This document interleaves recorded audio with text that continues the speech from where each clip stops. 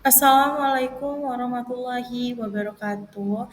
Halo semuanya, kembali lagi sama saya Luriza Lazila Iwana.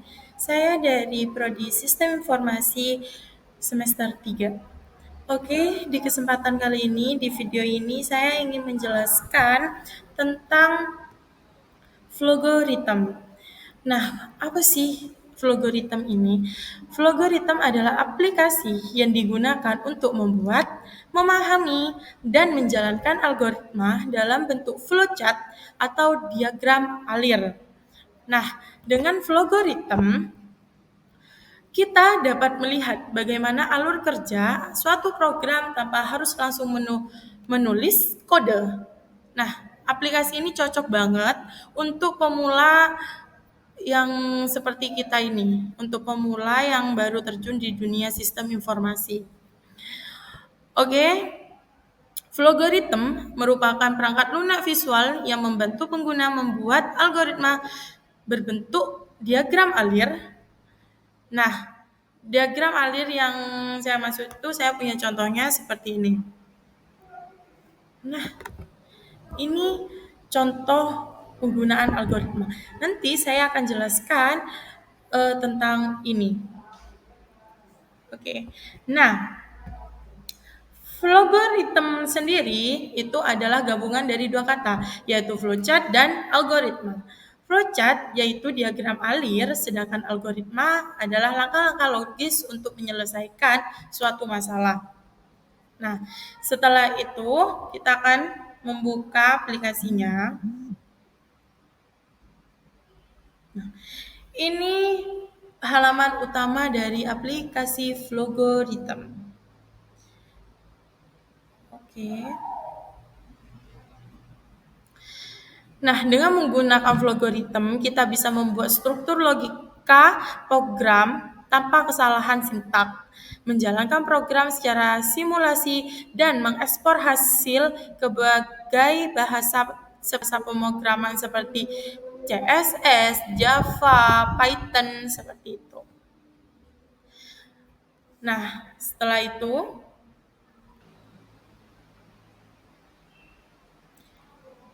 ketika kita membuka aplikasi Flogoritem, kita akan langsung disuguhkan dengan main dan end.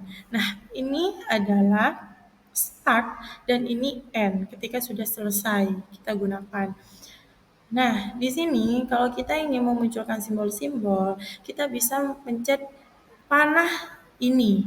Nah, panah ini apa sih? Panah ini adalah penanda alur Flogoritem yang kita buat. Alurnya seperti apa? Penentunya itu ada di panah ini. Bisa kita klik. Nah, ketika kita klik di sini sudah ada ada tools yang bisa kita pakai seperti input, output, declare, cite, if, call, will, for, do. Nah, ini bisa kita gunakan dalam kita memecahkan suatu masalah atau membuat suatu alur program seperti itu. Ini input, di mana input itu kita bisa memasukkan apa yang kita inginkan. Nah, saya akan menjelaskan bentuk-bentuk dari tools ini. Star atau main sama end itu berbentuk oval, menandakan titik awal dan titik akhir sebuah alur pemrograman flowchart atau flogoritem seperti itu. Sedangkan panah ini menunjukkan kemana sih alur yang akan dibawa sama program kita, sama flowchart kita. Nah, di sini ada input dan output, yaitu jajar genjang, digunakan untuk menerima data dari pengguna, itu di output, sedangkan di output itu menampilkan hasil. Jadi, input itu gunanya untuk menerima data dari user, dari kita. Kita mau minta apa nanti di outputnya. Seperti itu. Sedangkan outputnya nanti itu akan memberikan hasil yang kita inginkan, yang sudah kita proses di input dan di bagiannya, di alur pemrogramannya. Terus ada persegi panjang. Ini adalah proses tempat dilakukan proses atau operasi logika, misalnya menghitung luas, panjang, lebar, ataupun volume, seperti itu. Dan juga ada decision. Decision ini belah ketupat atau bisa disebut if.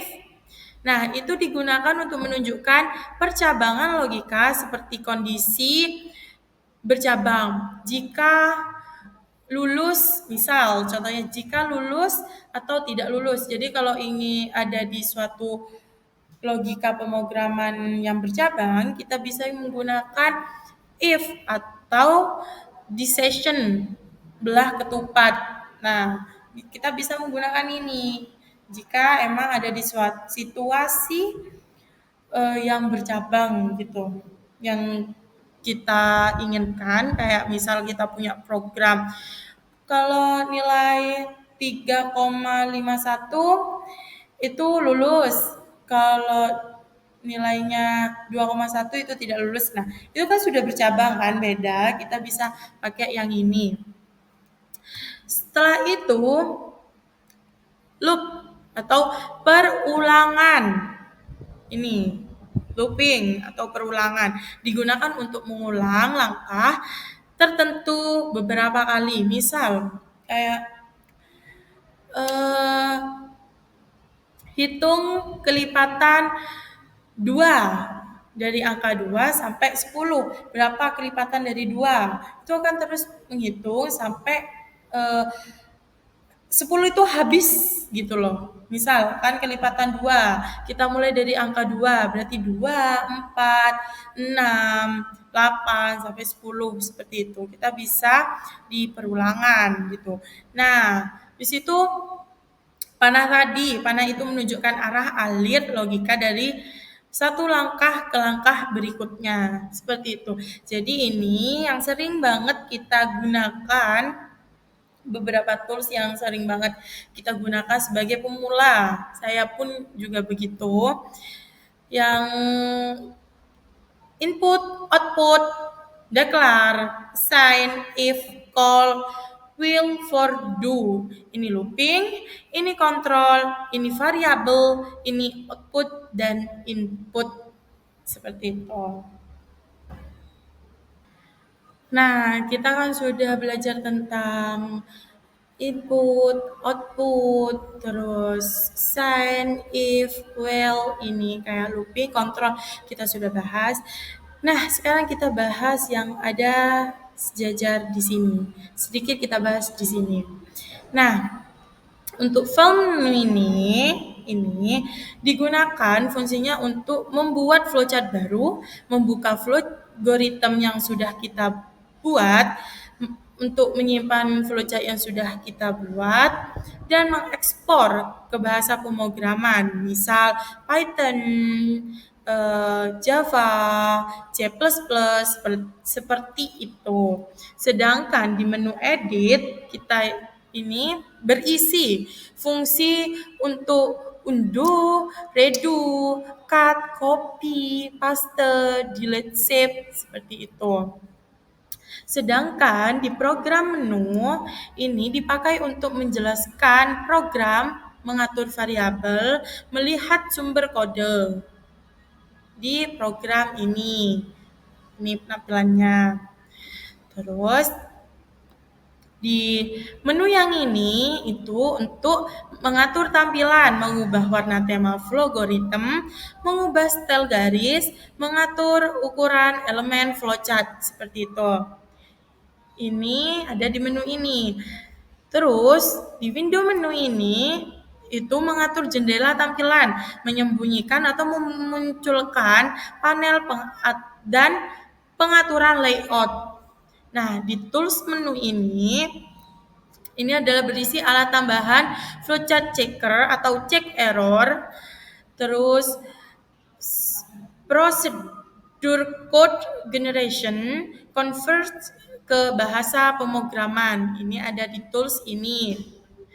Nah, di bagian icon-icon ini ada ini run, menjalankan flowchart dari awal hingga selesai.